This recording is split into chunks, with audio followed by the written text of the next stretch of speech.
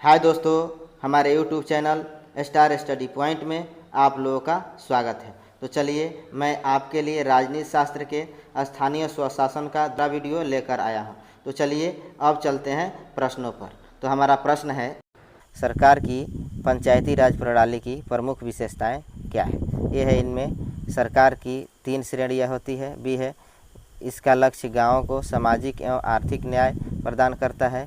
सी है, जिला परिषद में इसके सदस्य के रूप में कुछ सांसद होते हैं। डी है, इनमें से सभी सही है। तो क्या होगा उत्तर? इस प्रश्न का उत्तर हो जाएगा ऑप्शन डी, ये सभी सही है। पंचायती राज प्रणाली के तहत स्थानीय स्तर पर त्रिस्तरीय शासन की व्यवस्था की गई है। ग्राम स्तर पर, ब्लॉक स्तर पर एवं जिला स्तर पर। पंचायती राज का एक उद्देश्य स्थानीय ग्रामीण समुदाय को सामाजिक आर्थिक न्याय प्रदान करना है। संविधान के अनुच्छेद 243 ग के तहत राज्य विधान मंडलों द्वारा विधि के माध्यम से जिला स्तर की परिषदों में वहाँ के सांसदों के सदस्य होने का प्रावधान किया गया है। ठीक है। अगला प्रश्न है, पंचायती राज से संबंधित निम्नलिखित कथनों में से कौन सा सही नहीं है। तो देखिए, ये निगेटिव प्रश्न है। यहाँ ये दिया है, पंचायत व्यवस्था भारतीय ग्रामीण जीवन का युगों से एक अभिन्न अंग रहा। बी है, 73वां संशोधन 15 अगस्त 1973 से प्रभावी हुआ। सी है, यह एक त्रिस्तरीय जैविकीय रूप से जुड़ी संरचना है। डी है, भारतीय संविधान का अनुच्छेद 243 जी उसके महत्व को बढ़ाता है। तो क्या होगा उत्तर इसका? ऑप्शन जो है बी है, 73वां संशोधन 15 अगस्त 1943 से प्रभावी हुआ है। यही जो है कथन गलती है। ठीक है। तो यहाँ जो है, भारत में पंचायत व्यवस्था ग्रामीण जीवन का युगों से एक भिन्न अंग रही है तथा 73वें संविधान संशोधन अधिनियम जो है 1992 जो कि 24 अप्रैल 1993 से प्रभावी हुआ है। ठीक है। तो अगला प्रश्न है, पंचायती राज का मुख्य उद्देश्य क्या है।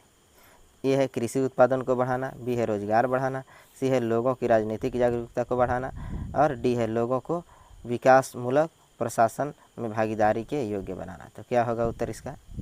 ऑप्शन जो है डी हो जाएगा, लोगों को विकासमूलक प्रशासन में भागीदारी के योग्य बनाना। पंचायती राज व्यवस्था का मुख्य उद्देश्य आम जनता को विकासमूलक प्रशासन में भागीदारी के योग्य बनाना है। सत्ता के विकेंद्रीकरण का यह मुख्य उपकरण है।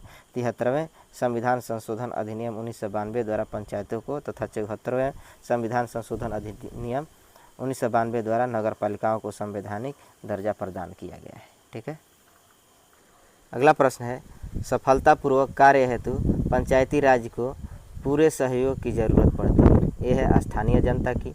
बी है, केंद्रीय सरकार की। सी है, नौकरशाही की। और डी है, राजनेताओं की। तो क्या होगा उत्तर इसका?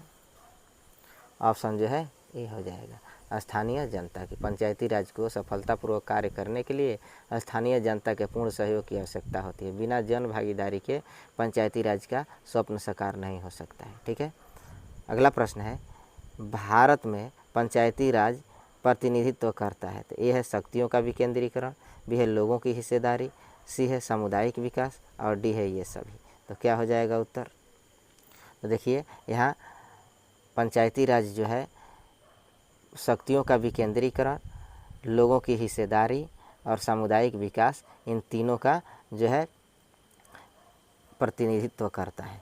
तो इस प्रकार से हम देख रहे हैं। तो इस प्रश्न का उत्तर क्या हो जाएगा? ऑप्शन डी, ये सभी। ठीक है।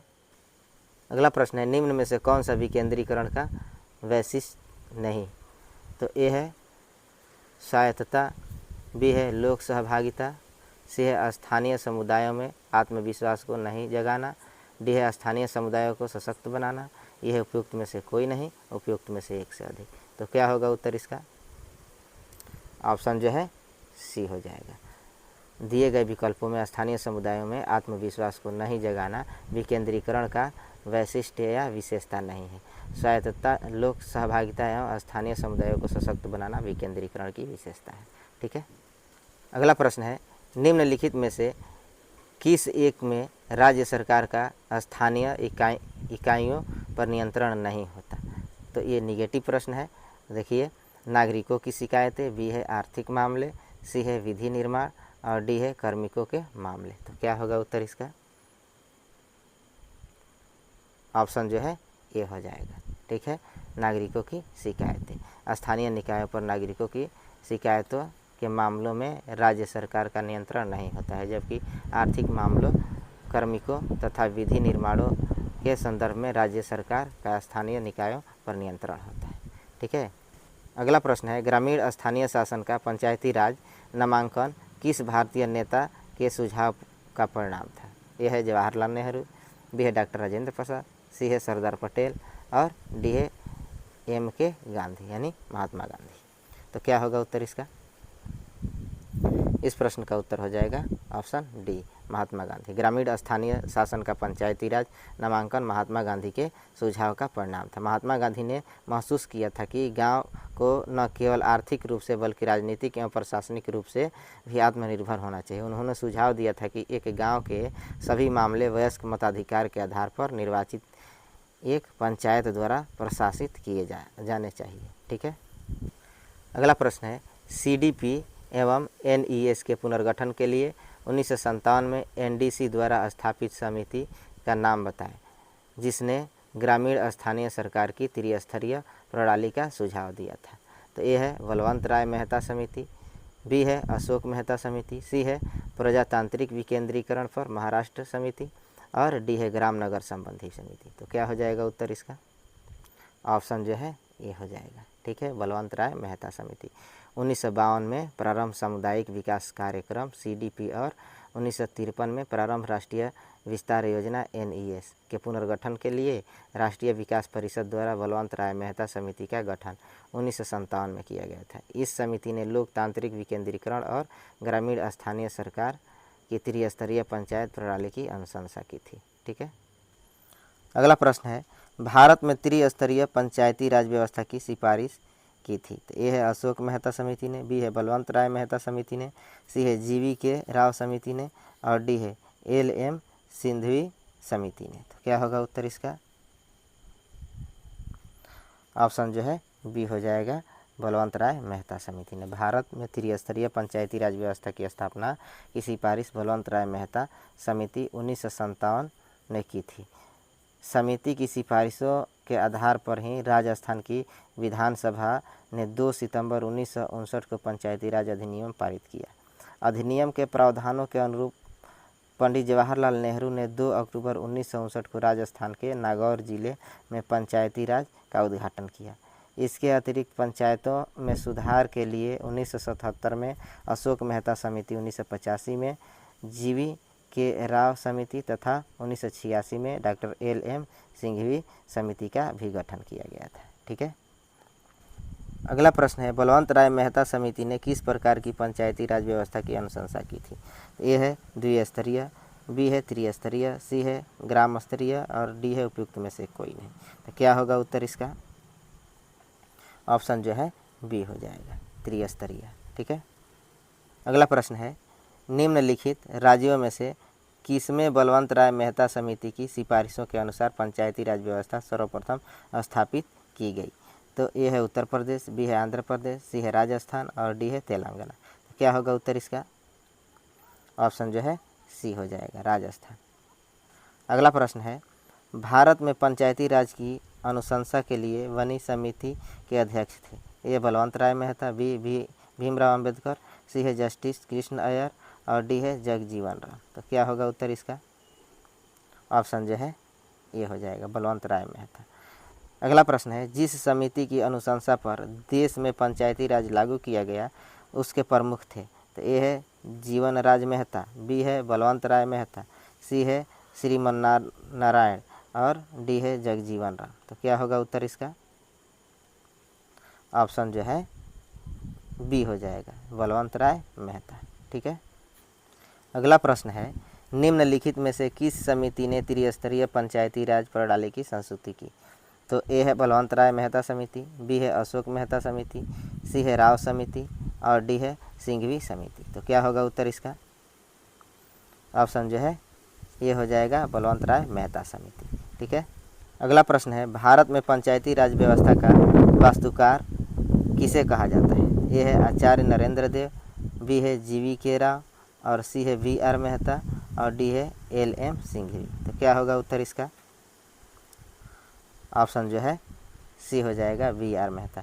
भारत के पंचायती राज व्यवस्था का वास्तुकार या शिल्पकार जो है बलवंत राय मेहता को कहा जाता है। ठीक है। वर्ष 1957 में भारत सरकार ने सामुदायिक विकास कार्यक्रम 1952 तथा राष्ट्रीय विस्तार सेवा 1953 द्वारा किए गए कार्यों की जांच और उनके बेहतर ढंग से कार्य करने के लिए उपाय सुझाने के लिए बलवंत राय मेहता की अध्यक्षता में एक समिति गठन की थी। इस समिति ने नवंबर 1957 में अपनी रिपोर्ट सौंपी। इस रिपोर्ट में लोकतांत्रिक विकेंद्रीकरण और त्रिस्तरीय पंचायती प्रणाली की सिफारिश की गई थी, जो कि आगे चलकर भारत में पंचायती राज व्यवस्था का आधार बनी। ठीक है। अगला प्रश्न है, बलवंत राय मेहता समिति की प्रजातांत्रिक विकेंद्रीकरण की सिफारिश के अनुसार ये है जिला, ब्लॉक एवं ग्राम स्तरों पर त्रिस्तरीय प्रजातांत्रिक पंचायती राज संस्थाओं का गठन होना था। बी है केवल जिला एवं मंडल स्तर पर द्विस्तरीय पंचायती राज संस्थाओं का गठन होना था। सी है केवल जिला स्तर पर जिला परिषद का गठन प्रस्तावित किया गया था। डी है इनमें से कोई भी नहीं। तो क्या होगा उत्तर इसका? ऑप्शन जो है ये हो जाएगा, जिला, ब्लॉक एवं ग्राम स्तरों पर त्रिस्तरीय प्रजातांत्रिक पंचायती राज संस्थाओं का गठन होना था। ठीक है। अगला प्रश्न है, भारत में पंचायती राज व्यवस्था सर्वप्रथम राजस्थान और डैश में प्रारंभ की गई थी। तो ए है हरियाणा, बी है गुजरात, सी है उत्तर प्रदेश, डी है आंध्र प्रदेश। तो क्या हो जाएगा उत्तर इसका? ऑप्शन जो है डी हो जाएगा, आंध्र प्रदेश। संविधान के अनुच्छेद 40 में राज्य को पंचायतों के गठन का निर्देश दिया गया है। 1957 में बलवंत राय मेहता समिति ने त्रिस्तरीय पंचायतों के गठन की सिफारिश की। इनकी सिफारिश के आधार पर पंडित जवाहरलाल नेहरू ने 2 अक्टूबर 1959 को राजस्थान के नागौर जिले में पंचायती राज का उद्घाटन किया। तत्पश्चात आंध्र प्रदेश भी इस व्यवस्था को अपने यहाँ लागू कर पंचायती राज प्रणाली लागू करने वाला दूसरा राज्य बन गया। ठीक है। अगला प्रश्न है, अक्टूबर 1959 में पंचायती राज भारत में सर्वप्रथम आरंभ किया गया।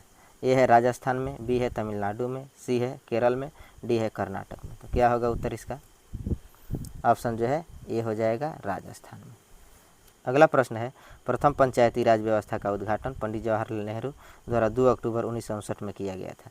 यह है साबरमती में, बी है वर्धा में, सी नागौर में, डी सीकर में। तो क्या होगा उत्तर इसका? ऑप्शन जो है सी हो जाएगा, नागौर में। ठीक है। अगला प्रश्न है, वह राज्य जिसने सबसे पहले पंचायती राज स्वीकार किया था। ए है उत्तर प्रदेश, बी है बिहार, सी है गुजरात, डी है राजस्थान। तो क्या होगा उत्तर इसका?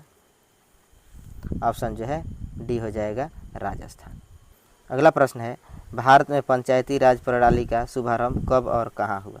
ए 5 जुलाई 1957 फैजाबाद उत्तर प्रदेश, बी है 2 अक्टूबर 1959 नागौर राजस्थान, सी है 14 नवंबर 1959 अहमदाबाद गुजरात, डी है 3 दिसंबर 1960 भोपाल मध्य प्रदेश।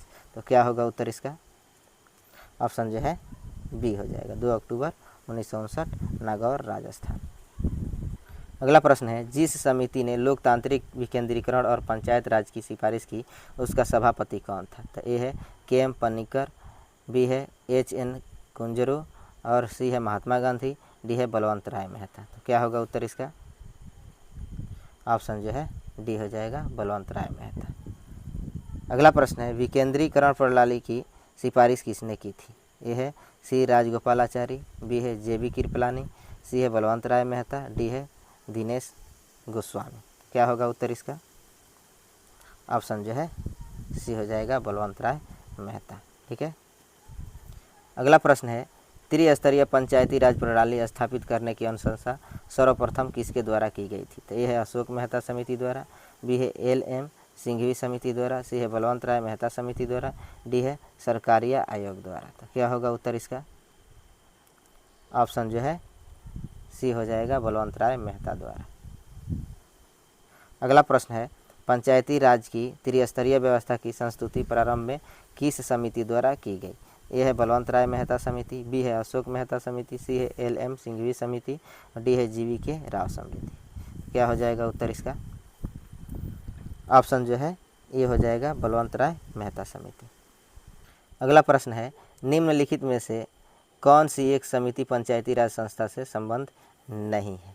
तो ए है P.V.N. राव समिति, बी है L.M. सिंघवी समिति, सी है अशोक मेहता समिति, डी है बलवंत राय मेहता समिति। तो यहाँ जो है ऑप्शन ए हो जाएगा, P.V.N. राव समिति। पीवी नरसिम्हा राव समिति का पंचायती राज संस्था से संबंध नहीं है। शेष अन्य समितियाँ पंचायती राज संस्था से संबंधित है।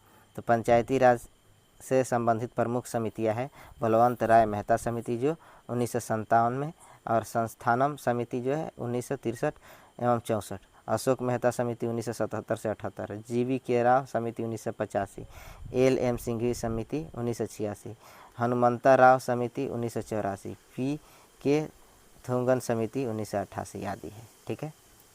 अगला प्रश्न है, पंचायती राज से संबंधित निम्नलिखित समितियों को कालक्रम से व्यवस्थित कीजिए और नीचे दिए गए कूट से सही उत्तर चुनिए। 1 है जीवी के राव समिति, 2 है LM सिंघवी समिति, 3 है BR मेहता समिति और 4 है अशोक मेहता समिति। ए में दिया है 2, 3, 1 और 4, बी में 1, 3, 4 और 2, सी 3, 4, 1 और 2, डी 4, 3, 2 और 1। तो क्या होगा उत्तर इसका?